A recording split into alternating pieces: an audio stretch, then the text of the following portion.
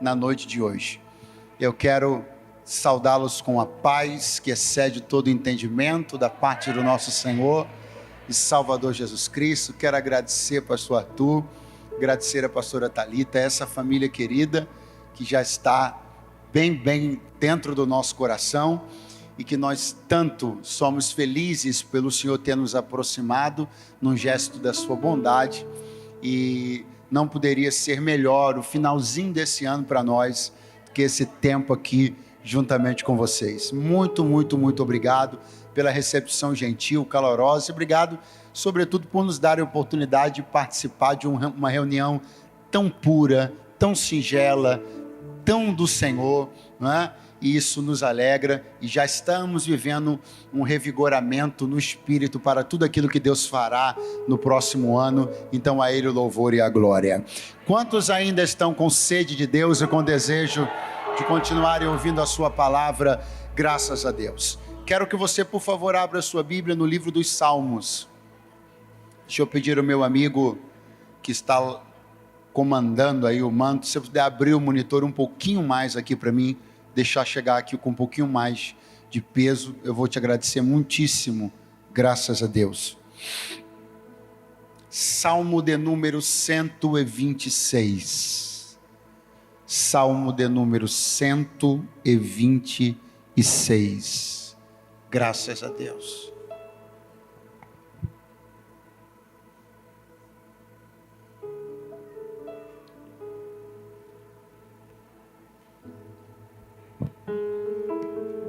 Salmo de número 126. Os que encontraram, digam bem forte: eu amo a Bíblia. Está escrito: quando o Senhor trouxe do cativeiro os que voltaram a Sião, estávamos como os que sonham. Então, a nossa boca se encheu de riso e a nossa língua de cântico. Então se dizia entre os gentios: grandes coisas fez o Senhor a estes. Grandes coisas fez o Senhor por nós, pelas quais estamos alegres. Traze-nos outra vez, ó Senhor, do cativeiro, como as correntes das águas do sul. Os que semeiam em lágrimas cegarão com alegria. Aquele que leva a preciosa semente, andando e chorando, voltará sem dúvida com alegria, trazendo consigo os seus feixes.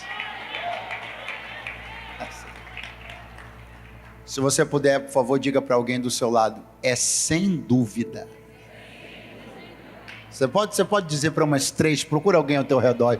Procura o olhar de alguém que ainda está meio assim, pensando se vai ou se não vai.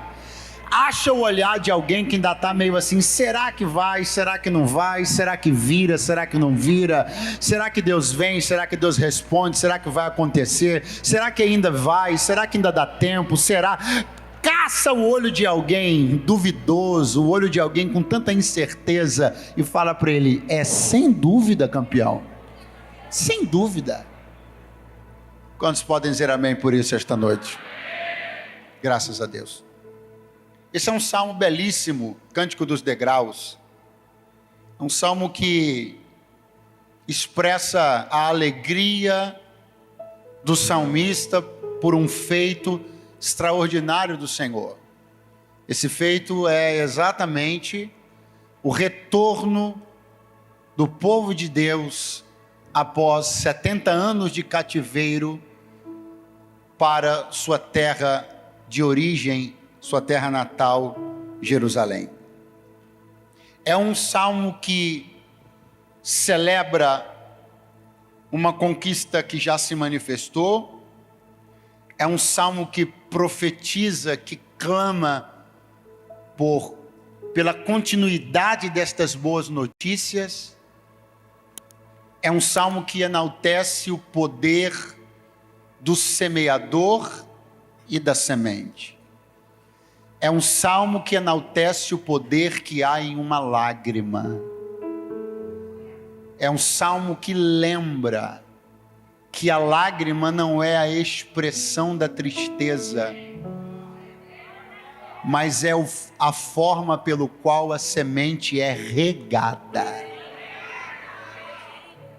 O salmo que enaltece o valor da lágrima.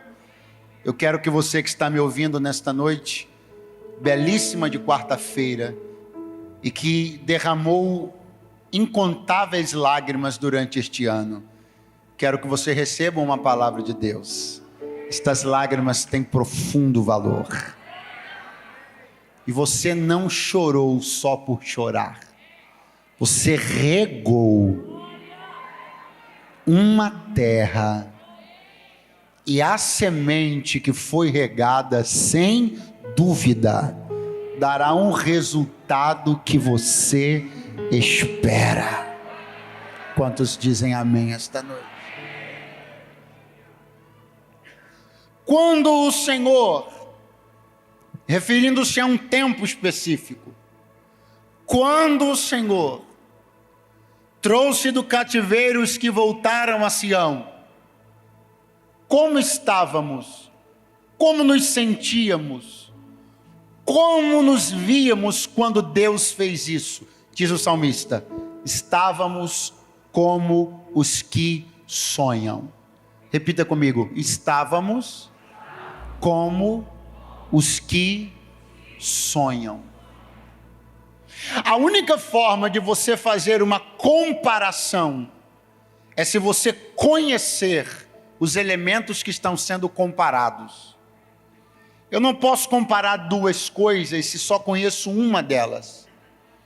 Por exemplo, você não pode chegar no Rio de Janeiro e dizer: o Rio de Janeiro se parece com a cidade X, se você nunca foi na cidade X. Você só pode comparar dois elementos que você conhece. Quantos entendem, digam amém. Então o salmista está dizendo assim: sabe como nós estávamos? Como os que sonham. Para você entender como a gente se sentia quando Deus fez o que fez, a gente estava igualzinho um sonhador. Mas se essa lógica que eu acabei de dizer para você agora, ela é verdadeira, ou seja, você só pode comparar dois elementos que você conhece. Quando o salmista diz, o jeito que a gente estava quando Deus fez o que fez, parecia com o jeito de um sonhador. O que ele está dizendo com isso? Nós sabemos o que é sonhar. Nós passamos 70 anos, e em 70 anos fomos privados de muita coisa, mas não de sonhar. Em 70 anos fomos privados de estar em Jerusalém, mas não de sonhar com ela. Em 70 anos fomos privados de estar no templo, mas não de sonhar com ele. Em 70 anos fomos privados de andar pelas ruas de Jerusalém, mas não de sonhar com elas. Nós sabemos o que é sonhar. Eu quero que você ouça algo de Deus na noite deste dia. Você pode ser privado durante uma fase difícil das coisas, mas não se deixe ser privado de sonhar com elas. Ainda que você não consiga colocar os pés, não deixe de sonhar com o lugar. Ainda que você ainda não consiga colocar as mãos, não deixe de sonhar com aquilo. Ainda que não haja ainda diante do seu lado quem você gostaria, não deixe de sonhar com este dia. Deus me trouxe hoje aqui para dizer: eles podem tirar muita coisa de você. Os dias difíceis podem tirar muita coisa de você. Os desertos e exílios podem tirar muita coisa de você. Mas o salmista está dizendo: nós nunca deixamos de saber o que é sonhar. Tanto que quando Deus fez, eu posso dizer, era igualzinho a gente sonhava, porque a gente sempre soube o que é sonhar. Enquanto alguém vai levantando as mãos bem lá no alto, nessa linda noite de quarta-feira, eu vim dizer aos sonhadores: ouse continuar sonhando, porque quando acontecer, eu não disse se acontecer, eu disse quando acontecer, só quem sonhou poderá dizer: é igualzinho o jeito que eu sonhei. Oh, aleluia!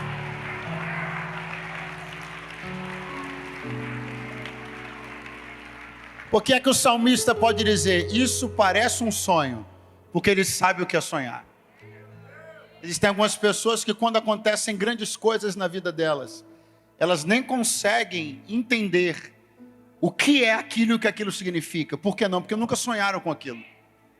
Quando você já vem sonhando com algo e aquilo se concretiza diante de você, você diz, como eu já sonhava com isso, eu sei que isso é exatamente aquilo com o qual eu sonhava.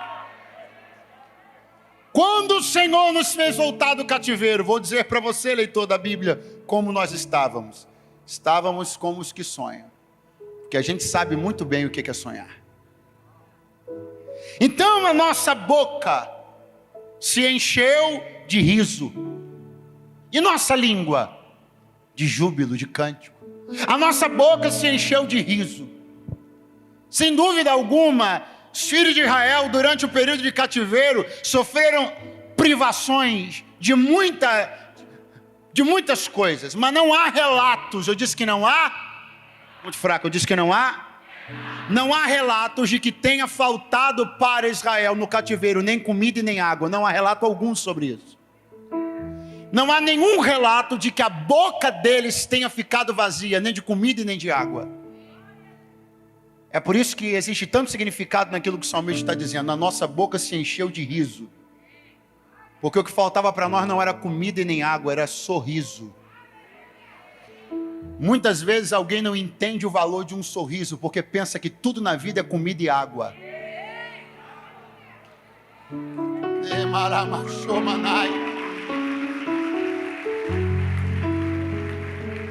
Alguém não vai entender o quanto que você vai valorizar quando Deus encher a tua boca de riso, porque para alguém a vida ainda se resume a comida e bebida, mas a Bíblia diz que o reino de Deus não é comida e nem bebida, mas justiça, paz e alegria no Espírito.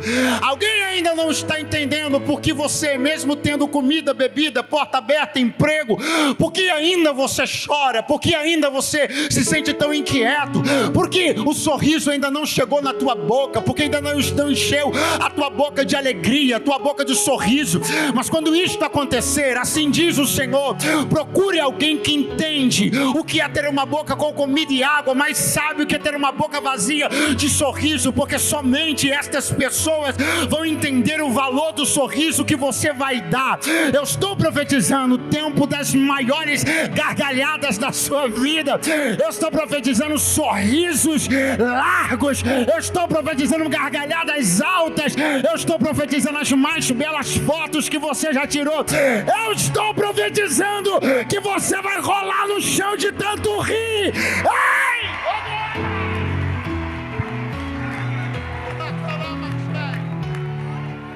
Diga para alguém que está do seu lado, Deus vai encher a tua boca de riso.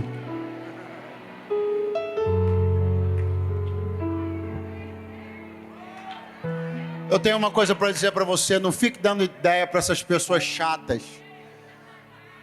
Essas pessoas que para elas tudo é comida e bebida. Se elas estiverem mastigando e bebendo alguma coisa, elas não estão preocupadas em sorrir. Elas estão preocupadas em comer e beber. Elas nunca vão entender porque você anseia tanto pelo tempo de rir. Porque para elas tudo se resolve com comida e água. Então deixa essas pessoas para lá e procure as pessoas que sabem o valor de um sorriso. Então a nossa boca se encheu de riso. E o que mais, salmista? A nossa língua de cântico. Diga comigo, nossa língua de cântico. Se o Salmo de número 126 é um salmo que expressa a alegria da saída do cativeiro, o Salmo de número 137 é um salmo que expressa a agonia do cativeiro. Você deve saber, você deve se lembrar. O Salmo de número 137, o salmista diz: junto aos rios da Babilônia, ali nos assentamos e choramos. O retrato do salmista no Salmo 137 é sobre um tempo de cativeiro onde eles se assentavam e choravam. Diga comigo, se assentavam e choravam. Fala para o seu vizinho, às margens do rio. Mas essa, tecladista, é uma opção. Sentar-se e chorar na margem do rio é uma opção. Embora o cativeiro seja o mesmo para todos, o rio seja o mesmo para todos, as águas sejam as mesmas para todos, Enquanto no Salmo 137 o salmista diz: às margens do rio nós assentamos e choramos. O profeta Ezequiel, o profeta Jeremias, no mesmo cativeiro, o profeta Ezequiel, no mesmo cativeiro diz assim: junto ao rio Quebar, os céus se abriram e eu tive visão de Deus. O salmista está dizendo: fomos para a beira do rio para sentar e chorar. Ezequiel está dizendo: curioso, eu fui para a beira do mesmo rio, o céu abriu e eu tive visão de Deus.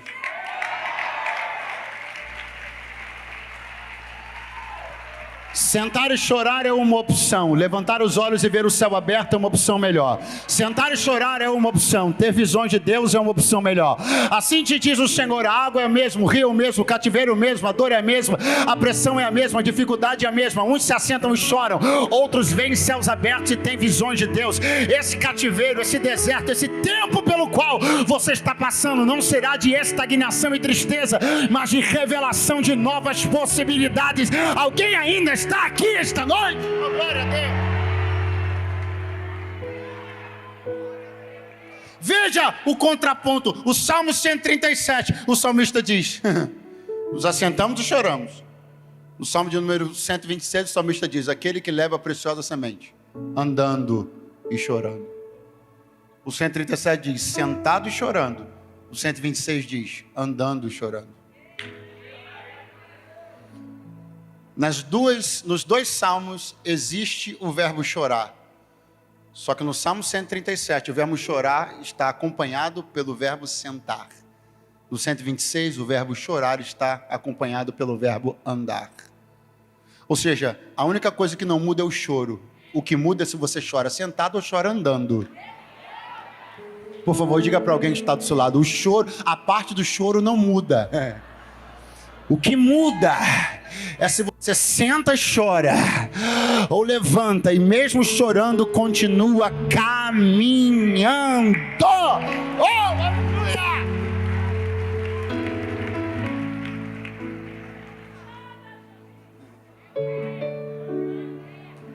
A expressão de dor, de lamento mais conhecida que existe no Salmo 137 é esta que você deve saber.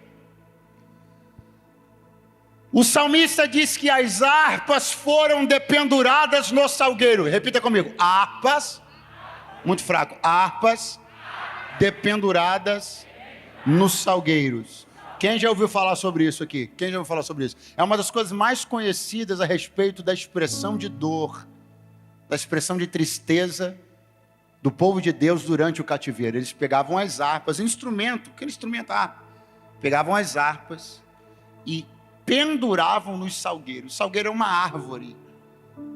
Agora, o que é muito importante e interessante de se perceber, trago para você informação que está registrada no livro de Levítico, capítulo 23, verso 40. Presta atenção. O que estava acontecendo? Deus estava legislando a respeito de uma celebração. Você sabe que as festas do calendário judaico, todas elas foram concebidas por Deus, idealizadas por Deus. A duração, o dia de começar, o dia de terminar, a liturgia da festa, tudo isso foi do coração de Deus. E Deus, falando a respeito de como deveria ser o procedimento da festa dos tabernáculos, uma das 3 principais festas do calendário judaico. Não vai embora. Olha o que Deus diz. Deus diz em Levítico 23, 40 que na festa dos tabernáculos eles deveriam tomar ramos de árvores e se alegrarem por 7 dias. Sabe qual árvore está na lista das árvores que Deus mandou tomar ramos e se alegrar por 7 dias? O salgueiro. Eu estou dizendo para você que o salgueiro participou das festas de Israel. E agora, o salgueiro é a prateleira onde Israel pendura a harpa. Pastor, o que o senhor quer dizer com isso? Eu quero dizer com isso que, infelizmente, muitos que testemunharam dias de festa, hoje para nós, são aqueles onde apoiamos nossas tristezas. Muitas pessoas que viram você cantar estão se tornando o apoio do dia da sua dor. Muitas pessoas que viram e testemunharam seus dias de festa, neste momento estão testemunhando a sua desistência pelo cântico. O salgueiro que tantas vezes, centenas, milhares de vezes, os seus galhos, seus ramos participaram de 7 dias da festa dos tabernáculos, mas agora diz as escrituras que estes ramos são utilizados para que as harpas sejam dependuradas. Só que esse mesmo Israel que hoje dependura as harpas nos ramos dos salgueiros vai voltar para Jerusalém, e quando voltar para Jerusalém fará a festa do tabernáculo de novo, e quando fizer a festa do tabernáculo de novo, vai pegar ramo de salgueiro de novo e vai balançar por 7 dias cantando e se alegrando. Por quê? Porque se um dia a festa foi testemunhada, e se no outro dia os mesmos que testemunharam a festa testemunharam a tristeza, aí vem uma palavra de Deus: as festas vão voltar, e eles voltarão não só a testemunhar, mas a participar da festa que está chegando aí. Eu sou a única pessoa para crer nisso, ou tem mais alguém para crer nesta palavra?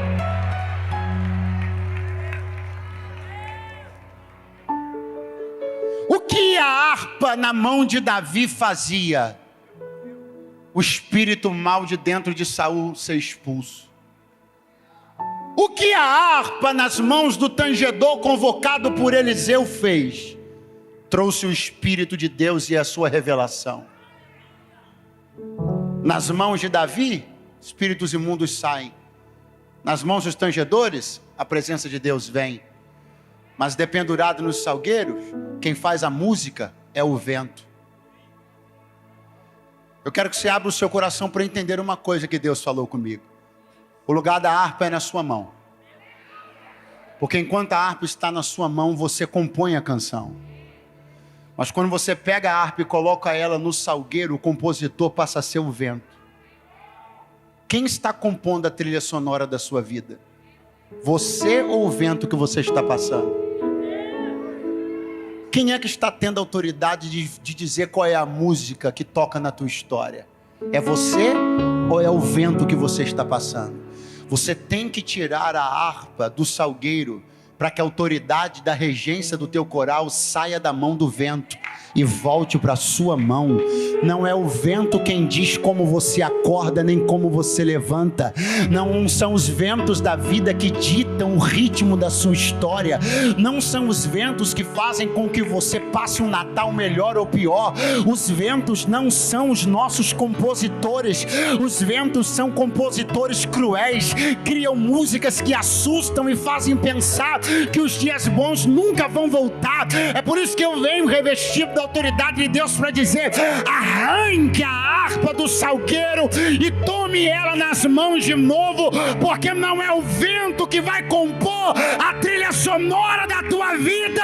Volte a salmodiar para Deus. Volte a salmodiar para Deus.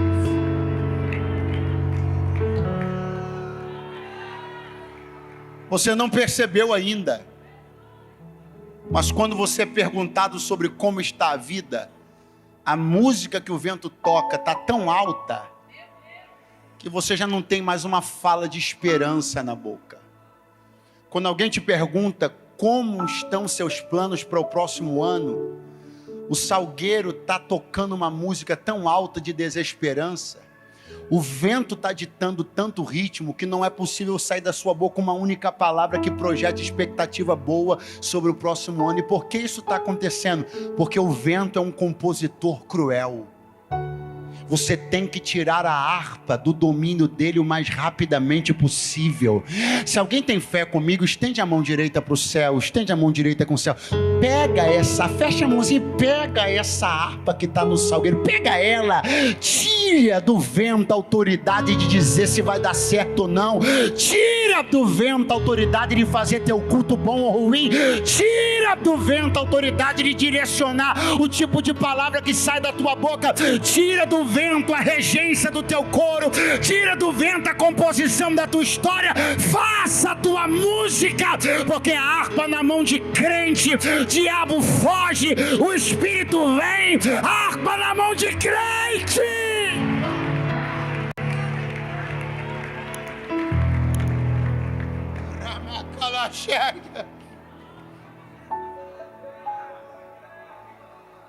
Se diziam entre os gentios, entre os estrangeiros: grandes coisas fez o Senhor a estes. Grandes coisas fez o Senhor por nós, e por isso estamos alegres. Olha o que o salmista está ensinando. Os gentios, os estrangeiros, eles têm a capacidade de dizer grandes coisas, ou seja, eles conseguem mensurar o que está acontecendo, é grande. Grandes coisas fez o Senhor, ou seja, não só eles conseguem identificar ou mensurar o tamanho do que está sendo feito, como conseguem identificar que quem está fazendo isso é Deus. Os estrangeiros conseguem fazer essas duas coisas, mas o salmista diz logo depois: grandes coisas fez o Senhor por nós, e por isso estamos alegres. Olha o que ele explicou. O estrangeiro consegue identificar que o que está acontecendo na sua vida é grande. Ele consegue identificar que quem está fazendo é Deus, mas ele não se alegra. No verso seguinte o salmista diz: grandes coisas fez o Senhor por nós, e por isso nós estamos alegres.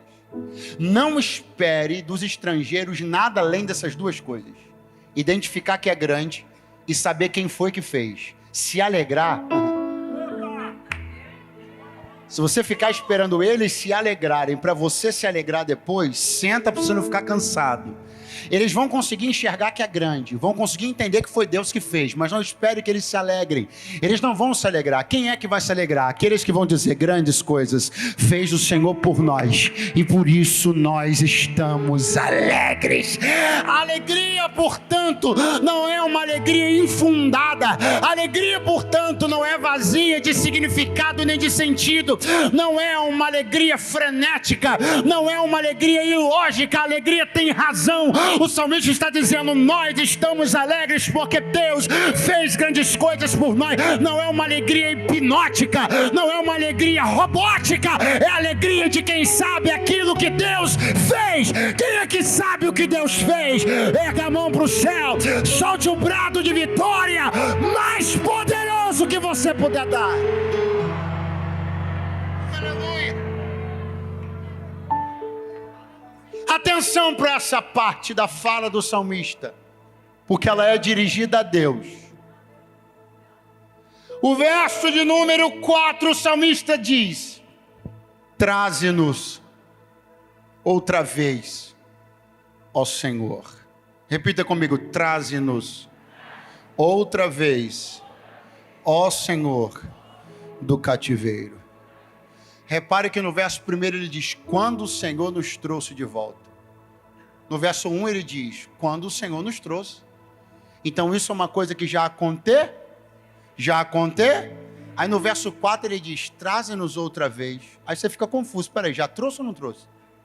Porque no versículo 1 ele diz: quando o Senhor nos trouxe. Então isso já aconteceu. Aí no verso 4 ele diz: traze-nos outra vez. Peraí, então eu não entendi. Eu saí do cativeiro ou não saí? Deus fez ou não fez? Porque no 1 ele diz: Deus já fez. No 4 ele pede para Deus: faz de novo. Mas como assim? Mas de novo que ele vai entrar no cativeiro e sair de novo? Não. Não é disso que ele está falando. Ele está falando de quem ainda está lá. Só que ele fala de um jeito que parece que ele está falando dele. Mas ele não está falando dele, ele está falando de quem ainda está lá. Pastor, o que é isso? Isso é o verdadeiro e santo ministério da intercessão. Pergunte por quê. Muito fraco. Pergunte por quê. Porque você já saiu. Mas você clama para que os outros saiam, como se você ainda estivesse lá.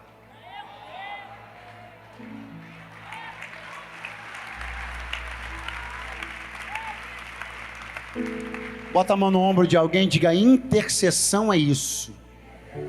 É clamar para que os irmãos, os familiares, saiam de lá.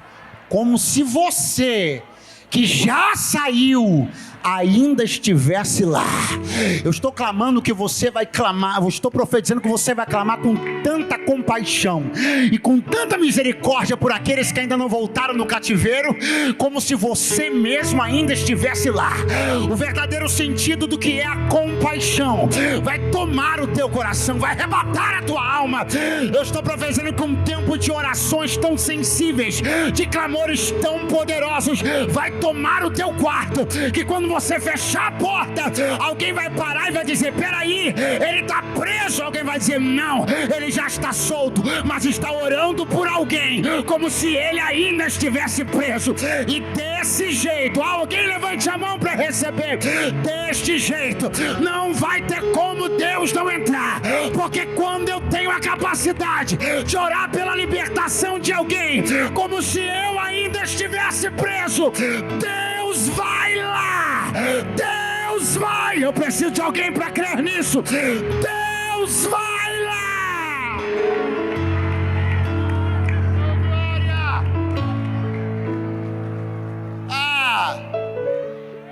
Alguém vai dizer: você já saiu do cativeiro.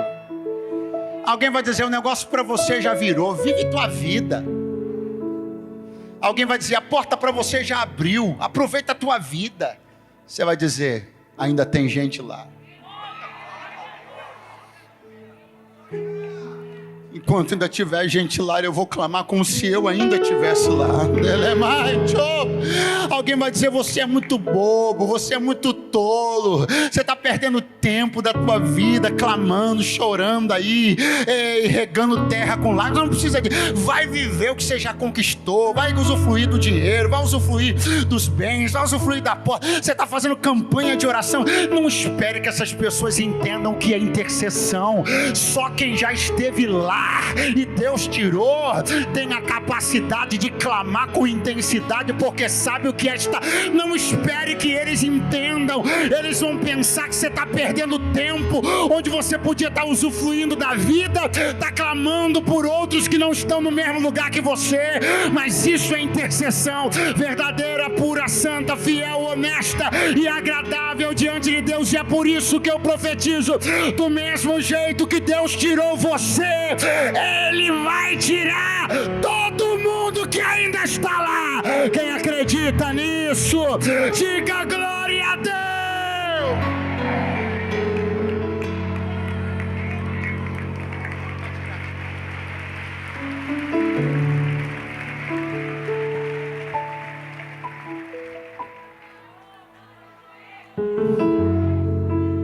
Os que semeiam em lágrimas, os que semeiam em lágrimas, colherão com alegria.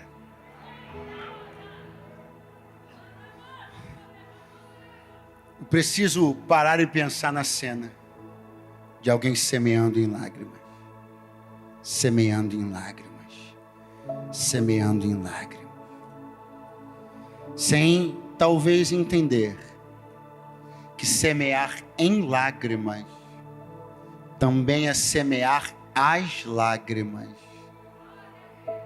Eu fico pensando alguém semeando as lágrimas, semeando em lágrimas, sem talvez tentar entender que o choro está se manifestando no tempo certo.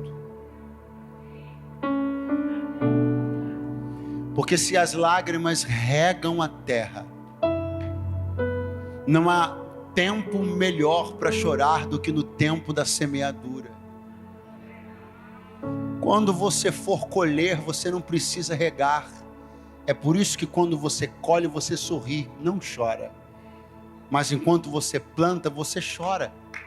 Porque enquanto você planta, você rega a terra que você está plantando. O salmista está esclarecendo uma questão importante. A questão que liga estas duas coisas. Diga comigo: lágrimas, muito fraco, lágrimas e terra. A semeadura é parte integrante da vida humana. Sempre foi assim.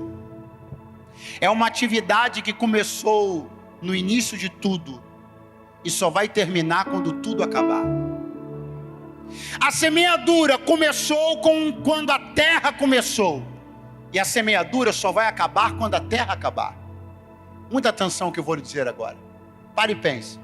Qual foi o único tempo, o único momento na história da humanidade onde o homem não semeou nada? Pergunte quando? Quando a família de Noé estava dentro da arca. Esse foi o hiato único na história da humanidade onde não houve semeadura. Dentro da embarcação da arca, Noé e sua família passaram todo o período do dilúvio sem jogar uma única semente na terra. Tanto isso é importante e é verdade que compreenda e lembre que quando o dilúvio terminou, Deus chamou Noé e disse assim para Noé: Noé, enquanto a terra durar, haverá sementeira e cega. Enquanto a terra durar, vocês vão semear e colher. Noé, eu estou estabelecendo um código. Eu estou entregando à terra a leis naturais. Preste muita atenção. O que Deus havia acabado de dizer é o seguinte: eu não vou mais intervir. Eu não vou mais realizar uma intervenção de ordem global. Nunca mais eu destruo a terra com água. Foi o que Deus falou para Noé. Então o que Deus disse? Eu estou entregando à terra a leis naturais. Então enquanto a terra durar, haverá sementeira e cega. Então Deus disse assim: Noé, existem coisas pelas quais você nem precisa falar comigo. Existem coisas que você nem precisa me pedir. Eu já estou estabelecendo uma lei que naturalmente vai entregar a você o que você quer. Qual lei, Senhor? Semeie.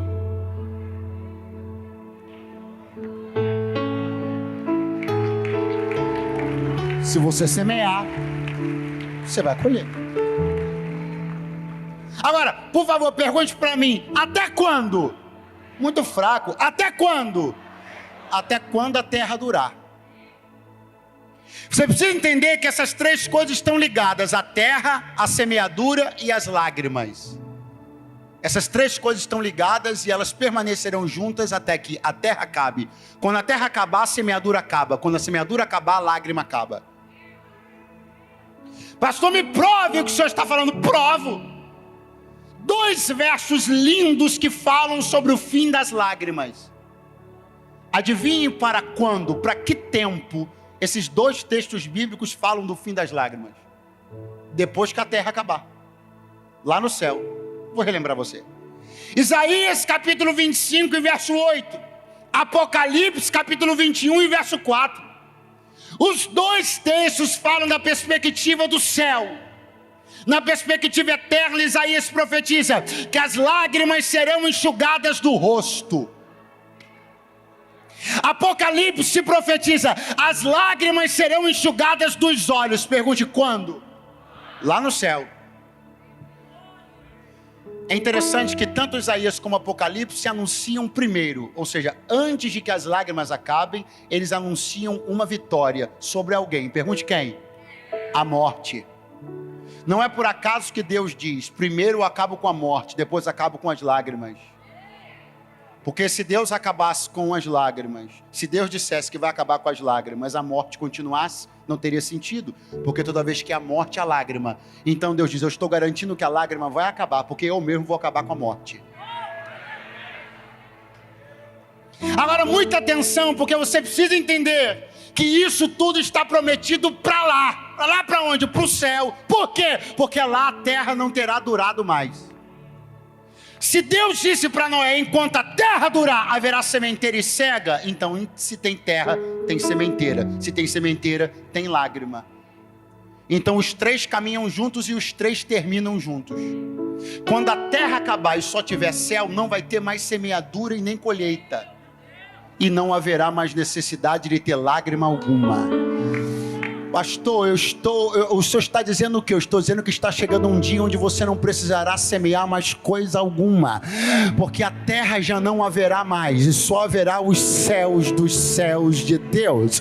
E quando não houver mais terra, não haverá mais necessidade de semear. Se não tem necessidade de semear, não tem necessidade de regar. Se não tem necessidade de regar, não tem necessidade de chorar. De uma única vez Deus acaba com as três coisas: acaba com a terra, acaba com a semeadura e acaba com a lágrima. Mas enquanto nós estamos aqui, a terra dura, semear é necessário, chorar também é. Então continua semeando e chorando enquanto a terra durar, porque vai chegar um dia, oh, aleluia!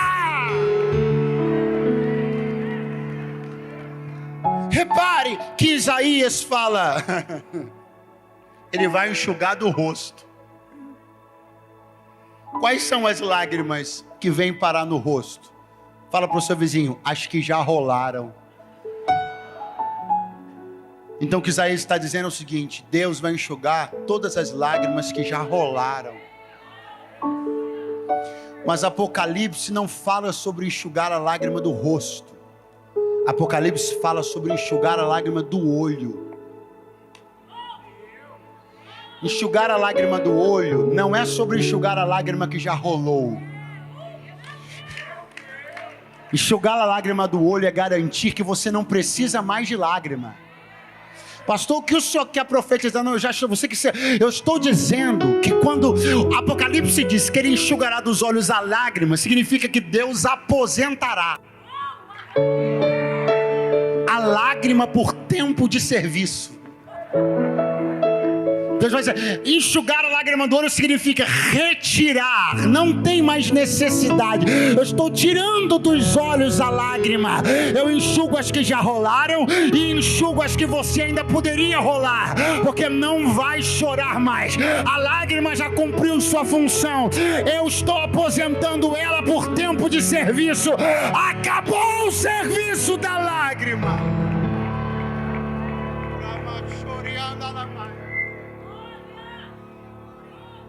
Aquele que leva a preciosa semente, andando e chorando,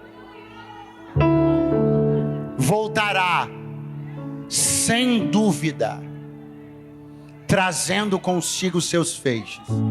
Lembra o teu vizinho, que eu acho que ele já esqueceu. Diga, sem dúvida. Eu acho muito interessante porque essa, pastor Arthur, não é uma expressão comum na Bíblia, é uma expressão rara. É raro, não é comum na Bíblia a Bíblia dizer sem dúvida. Para a Bíblia dizer sem dúvida, ela está querendo chamar muito, mas é muito a minha atenção. Para crer que uma coisa está estabelecida e não pode ser revogada. Que uma coisa está decidida e não pode ser modificada. Vai haver uma colheita sem dúvida.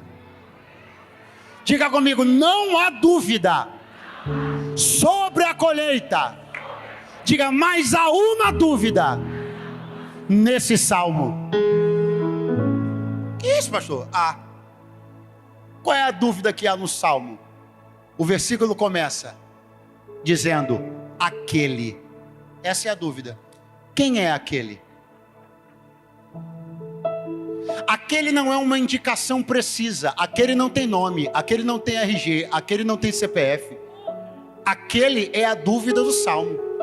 O que o salmo está dizendo é o seguinte: não há dúvida quanto à colheita. A única dúvida é se vai ser você. Vou tentar de novo. O salmo está dizendo o seguinte: não há dúvida que aquele que levar vai colher. A pergunta é, você é aquele?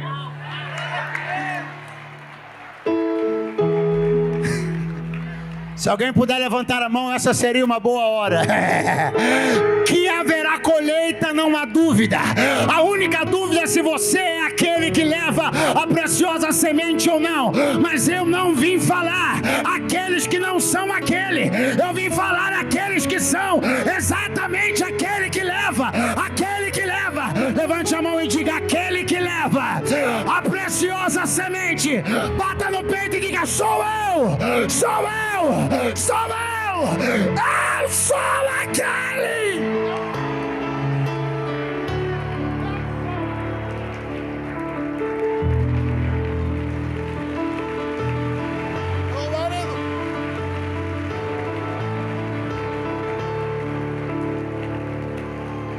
Alguém vai dizer: não colhi.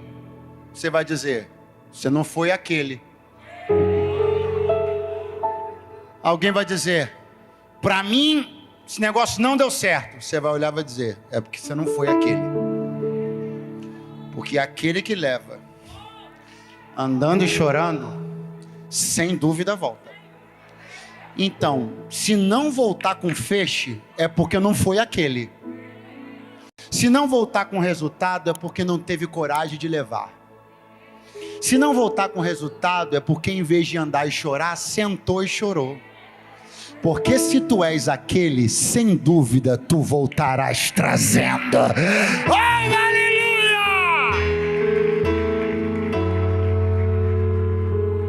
Aquele que leva, diga comigo, aquele, eu já não demoro, aquele que leva.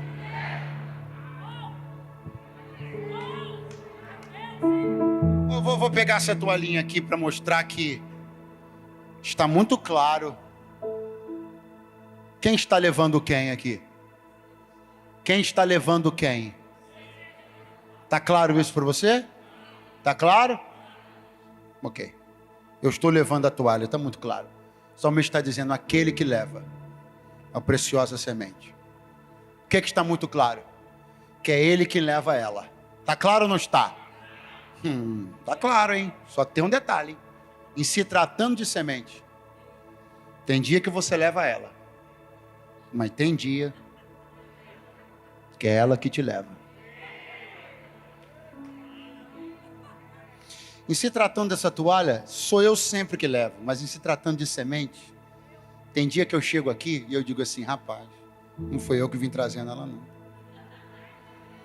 Na verdade, eu só estou aqui porque quem me trouxe foi ela. A gente carrega o propósito, sim ou não? Mas vai dizer para mim que não teve dia na tua vida que quem te carregou foi ele.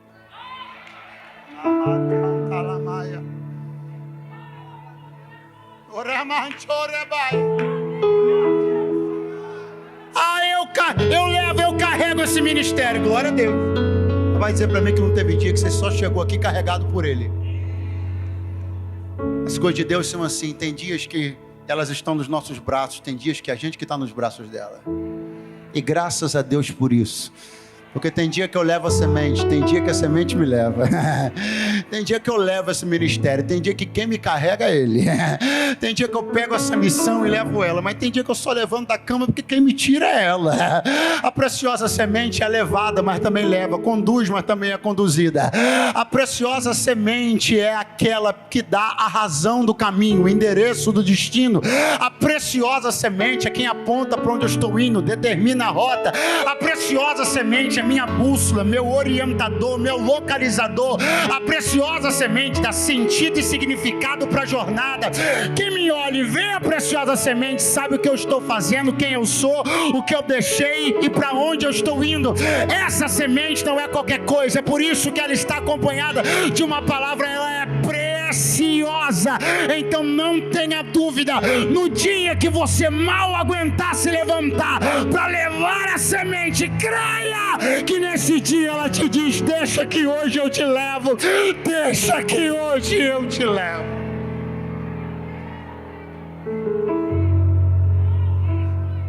Aquele que leva a preciosa semente andando e chorando. Diga bem forte a voz minha, eu já estou concluindo, diga preciosa. Muito fraco, diga preciosa. Fala para o seu vizinho: semente é coisa tão preciosa que até Deus, fala para ele, até Deus usou no maior plano que ele já teve, que inclui você inclusive, fala para ele.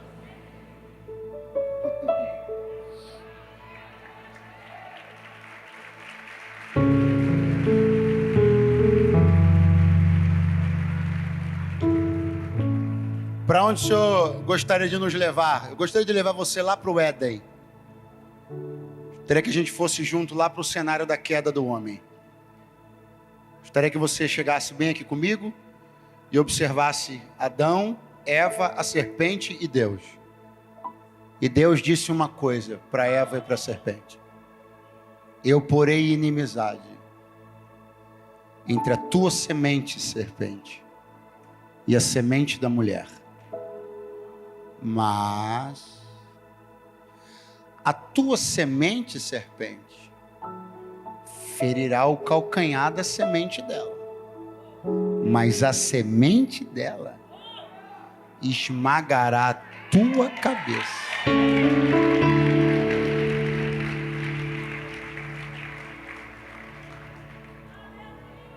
Deus lançou uma palavra no coração de Eva: a sua semente. Sabe quando Deus rasga um plano diante da gente? Sabe quando Deus nos possibilita no presente ter acesso ao que Ele planeja fazer no futuro? Deus pegou o plano da salvação da humanidade e rasgou na frente de Eva assim, ó. Deus pegou o projeto da derrota de Satanás e abriu na frente de Eva assim, ó. Falou assim: vai ser da tua semente. Pastor, o que aconteceu depois? Eva saiu do Éden junto com Adão.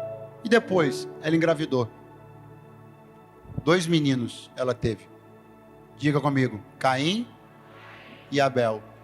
Fala para o seu vizinho: semente de Eva. Mas aconteceu o que você sabe. Uma infelicidade acometeu as sementes de Eva. Uma tragédia aconteceu com as sementes de Eva. Pastor, com quem o senhor deseja falar agora? Com alguém que viu a tragédia acometer suas sementes. O que isso significa? Que onde você tinha depositado toda a sua esperança de futuro, a tragédia aniquilou suas sementes. Porque um dia Deus te disse uma coisa e você guardou no seu coração. E quando algumas coisas começaram a acontecer na sua vida, Caim e Abel, você disse: é isso, Deus vai cumprir. Só que de repente Caim matou Abel, um tornou-se homicida e o outro morto. Cadê a semente? É aquela hora onde você pensa: como Deus chegará onde Ele disse que chegaria, se não tem mais semente? Porque depois, pregador, que aconteceu na minha vida, o que aconteceu, eu estou aqui pensando como Deus pode fazer para cumprir o que Ele disse que faria lá no início. Porque eu não tenho mais meios, eu não tenho mais nada através do qual Deus possa cumprir o que Ele disse que faria. É assim que Eva está se sentindo. Mas ela engravidou de novo. E quando ela engravidou de novo, ela colocou o nome do seu filho de Sete. Sete significa compensação. E você sabe o que Eva disse quando Sete nasceu? Porque Deus deu-me uma nova semente.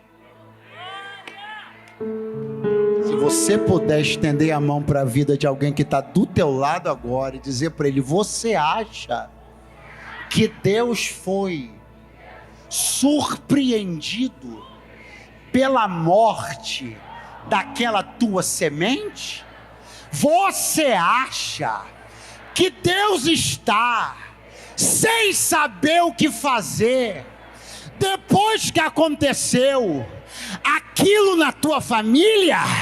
Chacoalha o ombro dele e diz: assim te diz o Senhor, Sete está chegando aí, a compensação de Deus está chegando aí.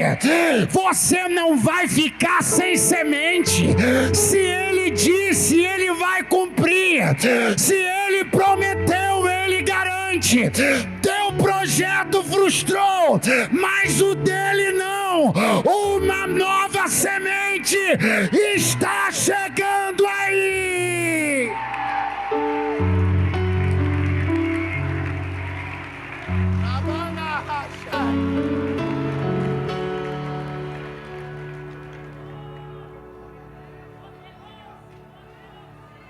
Quando Eva teve seus filhos, ela é mãe, irmão. Você acha que ela não percebeu que Caim era ímpio? Ela olhava para Caim, olhava para Abel e dizia assim: não vai ser com ele não. Ele é mau, ele é ímpio.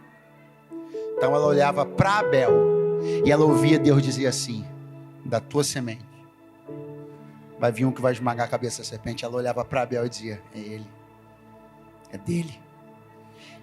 Ela via toda a posteridade de Abel, até alguém que ela não sabia exatamente quem, mas que lá na ponta teria força suficiente para pisar na cabeça da serpente. Quando ela traçava uma linha, essa linha passava por Abel. Pastor, onde o senhor quer chegar? Já cheguei.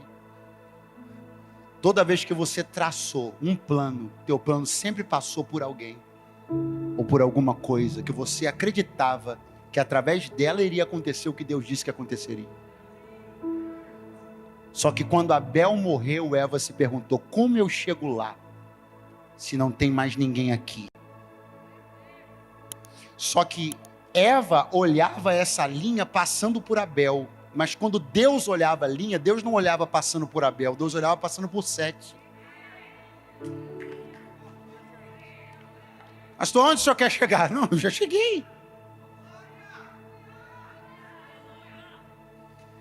Quando Deus enxerga o início e o fim da história que Ele disse, do jeito que Ele disse que vai acontecer, Ele já viu que essa história passa por alguém, por alguma pessoa, por algum lugar, ou por alguma coisa, que você nem sabe que existe, mas que Ele já está chamando de tua compensação. Eu creio num Deus que compensa poderosamente. E se alguém puder erguer as mãos lá no terceiro andar, eu libero uma palavra de Deus sobre a tua vida. Quando você perdeu o que você perdeu, você achou que não tinha mais jeito de acontecer o que Deus disse que aconteceria. Quando morreu quem morreu, quando fechou o que fechou, quando você perdeu o que você perdeu, você achou que não tinha mais jeito de Deus fazer o que Ele te prometeu no início. Mas Ele me trouxe nessa noite de quarta-feira para te dizer: eu já sabia de tudo que iria acontecer, e eu estou enviando uma compensação. E você dirá: Deus me deu uma nova semente. Por quê, pastor? Porque Paulo, escrevendo aos Coríntios, capítulo 9, verso 10, Paulo disse: é Ele, o Senhor, quem dá semente ao que semeia. Quem vai te dar a semente é Ele.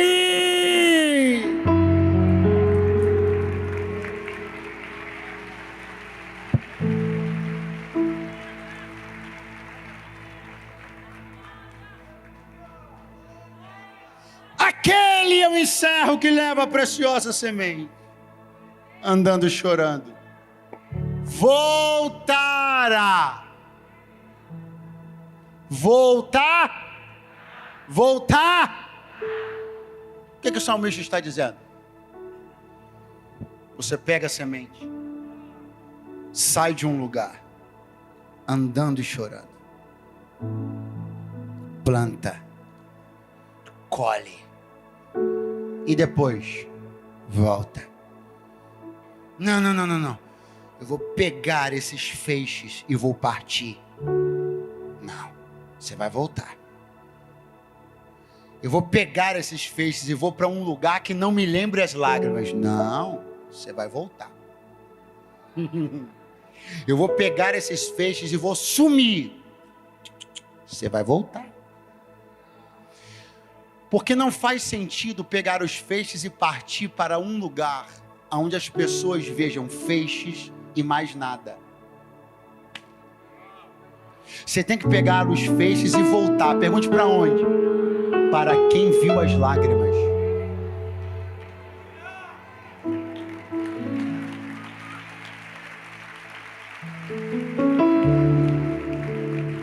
Quando você pega os feixes e leva-os para um lugar onde sua história é desconhecida, eles tendem até a pensar que os feixes foram produto do acaso.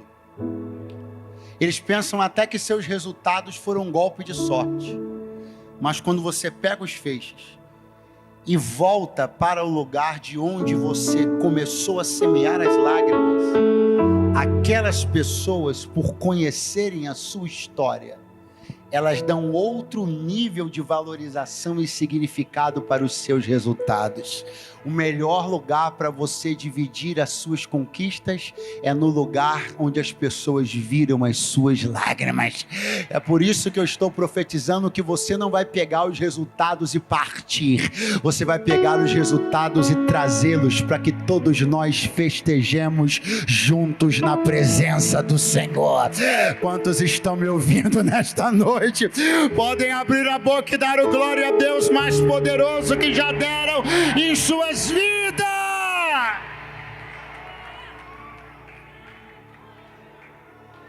Diga comigo: eu vou voltar trazendo comigo os resultados. Olhe para alguém e diga: você que passou esse tempo comigo, que viu as lágrimas, que viu os processos, você vai entender esses resultados e vai celebrar, e vai bendizer, e vai glorificar. Para alguém que ainda a essas alturas ainda está com dúvidas, se alguém ainda a estas alturas está visitado pela incerteza, se alguém ainda a estas alturas está pensando se Deus fará ou não fará, se alguém ainda a estas alturas está cocheando em dois pensamentos, eu peço gentilmente que permaneça sentado. Mas para aqueles que já têm a certeza de que sem dúvida, dê um salto de suas cadeiras agora, porque sem dúvidas Deus fará.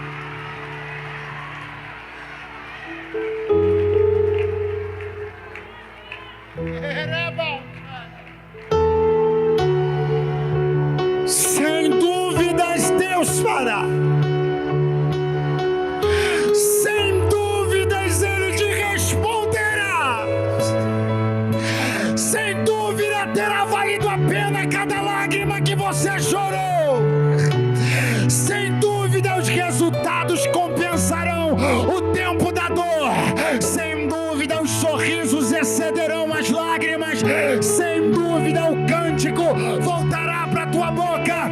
Sem dúvida a harpa voltará para sua mão. Sem dúvida.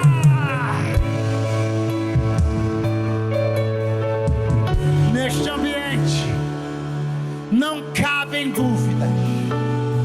Nesse ambiente não cabem incertezas. Essa casa está sendo tomada pela audácia da esperança. Essa casa está sendo cheia da fé inabalável. Teu coração está sendo visitado pela certeza inequívoca de que aquele que fez a promessa é fiel.